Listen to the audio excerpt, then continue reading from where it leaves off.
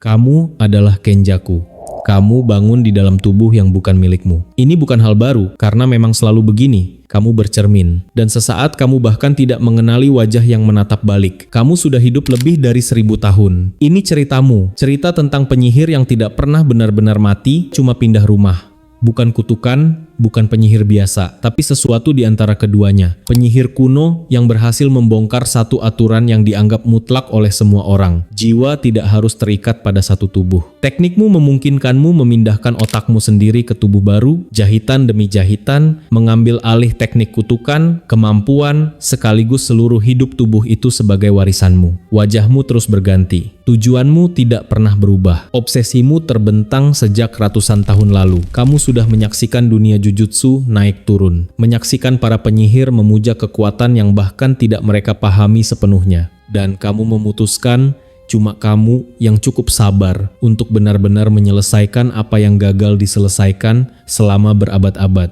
Memaksa seluruh umat manusia di Jepang untuk melakukan evolusi ekstrim. Cuma untuk melihat apa yang terjadi. Bukan demi dendam, bukan demi kejayaan, demi rasa penasaran. Itulah bagian paling mengerikannya. Kamu bahkan tidak membenci umat manusia. Kamu cuma bosan dengan mereka. Dua hal yang selalu menghalangimu selama 1000 tahun. Mata 6 dan wadah star plasma. Setiap kali kamu merasa sudah membersihkan papan catur, pengguna baru selalu lahir tepat waktu. Seolah dunia ini terus meriset progresmu. Jadi daripada melawan takdir secara langsung, kamu mulai memainkan permainan yang jauh lebih panjang. Permainan yang membentang lintas generasi. Sekitar 150 tahun sebelum cerita yang semua orang kenal, kamu menemukan tubuh barumu.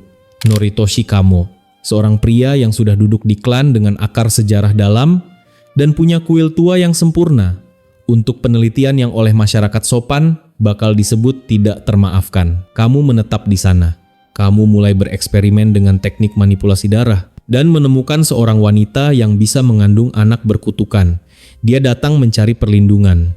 Kamu malah memberinya 9 kehamilan dan 9 keguguran. Mencampurkan darahmu sendiri ke dalam prosesnya, cuman untuk melihat apa yang bakal terjadi. Hasilnya mengerikan, death painting wounds. Eso dan Kechizu adalah 2 yang akhirnya dikenal dunia. 7 lainnya mati dalam prosesnya. Satu lagi, Choso, selamat dan tumbuh besar tanpa pernah sadar bahwa ayahnya pernah memakai tubuh yang sama dengan yang sekarang dia hadapi.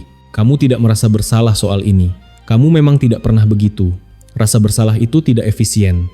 Kamu menjadikan dirimu orang tua ketiga dari 9 anak itu murni karena rasa ingin tahu ilmiah, dan kalau itu mencoreng nama klan kamu selama 1 abad, ya itu cuma harga yang harus dibayar untuk penelitian.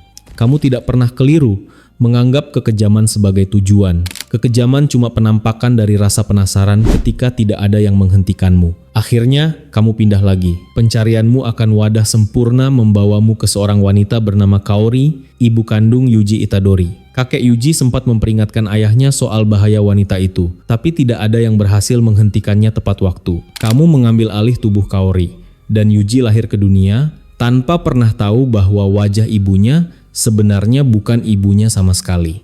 Kamu tidak bertahan untuk membesarkannya.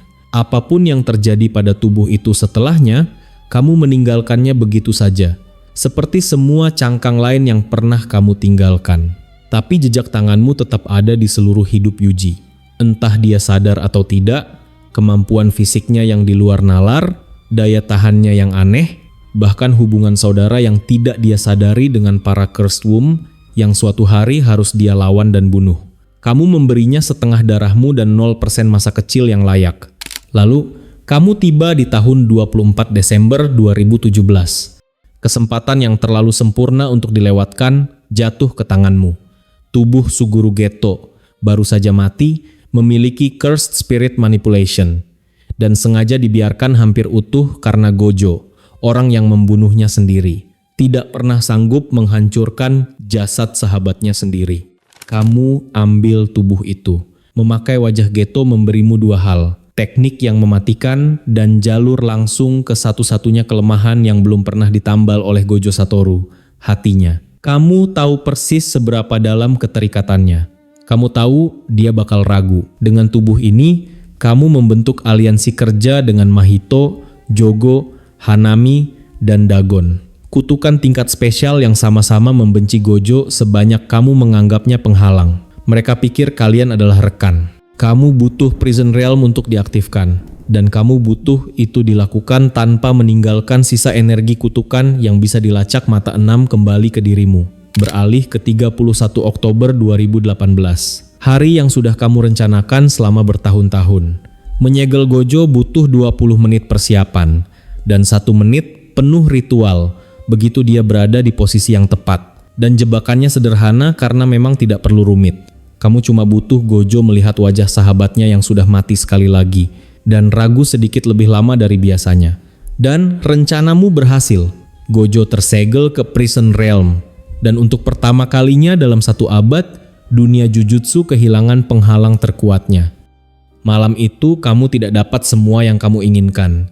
Sukuna keburu membunuh Jogo sebelum sempat kamu serap, tapi kamu berhasil mendapatkan Mahito, dan lewat dia, akhirnya kamu bisa mengaktifkan semua teknik kutukan yang dulu kamu tanam diam-diam ke orang-orang biasa selama bertahun-tahun.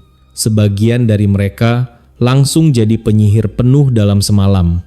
Sebagian lainnya cuma jadi bahan bakar. Kamu meninggalkan Shibuya bersama seorang penyihir kuno bernama Uraume di sisimu. Dan satu proyek yang jauh lebih besar sudah mulai terbentuk, Culling Game. Culling Game sebenarnya bukan sepenuhnya permainanmu untuk dikendalikan. Itu bagian paling ironisnya. Kamu yang memulainya, tapi aturannya mengikatmu hampir sama ketatnya dengan orang lain. Meski begitu, permainan ini tetap mencapai apa yang kamu butuhkan. Menyeret keluar pengguna kutukan yang selama ini bersembunyi, menghidupkan kembali ancaman lama lewat inkarnasi, dan membanjiri negara ini dengan kematian serta keputusasaan yang menghasilkan energi kutukan dalam skala industri. Kamu menghubungi Amerika Serikat, diam-diam menawarkan sumber daya belum tergarap yang ada di Jepang, energi kutukan, tanpa menyebut bagian di mana sumber daya itu bisa memakan manusia. Karena semakin banyak campur tangan asing, semakin banyak kekacauan, dan kekacauan berarti semakin banyak yang bisa kamu panen. Tapi target sesungguhnya adalah Tengen. Makhluk immortal berusia 1000 tahun yang perlahan bergeser lebih dekat ke sisi kutukan sejak gagal berfusi dengan Riko Amanai 12 tahun lalu, karena Amanai dibunuh oleh Toji Fushiguro. Kemampuan manipulasi kutukanmu membuat mengendalikan pergeseran. Itu nyaris sepele. Nyaris, Yuki dan Choso berdiri menghalangi jalanmu menuju tubuh asli Tengen, dan kamu melewati mereka tanpa banyak usaha. Meski Yuki sempat memberimu pukulan cukup keras untuk mengingatkanmu bahwa kamu bukan tak terkalahkan, cuma sangat-sangat siap. Kamu berhasil mencapai Tengen. Tapi, Binding Vow yang pernah kamu ucapkan berarti fusi baru bisa terjadi setelah Culling Game benar-benar berakhir. Lalu Gojo berhasil bebas. Kamu merasakannya detik itu juga, dan untuk sekali ini, kamulah yang harus berimprovisasi. Kamu memperingatkan Sukuna. Kamu tetap dekat dengannya. Karena kamu tahu betul kalau Gojo datang langsung menghampirimu, kamu bakal mati dalam hitungan detik. Kamu memang tua, kamu memang licik, tapi kamu bukan yang terkuat di sana. Dan kamu sadar itu. Jadi, kamu terus membunuh. Pemain Culling Game yang menolak bekerja sama jadi korban tambahan. Dan kamu bahkan tidak benar-benar menghitung jumlahnya. 60 sekian orang. Penghapusan paksa teknik kutukan, lenyap begitu saja. Buatmu itu cuma soal pembukuan.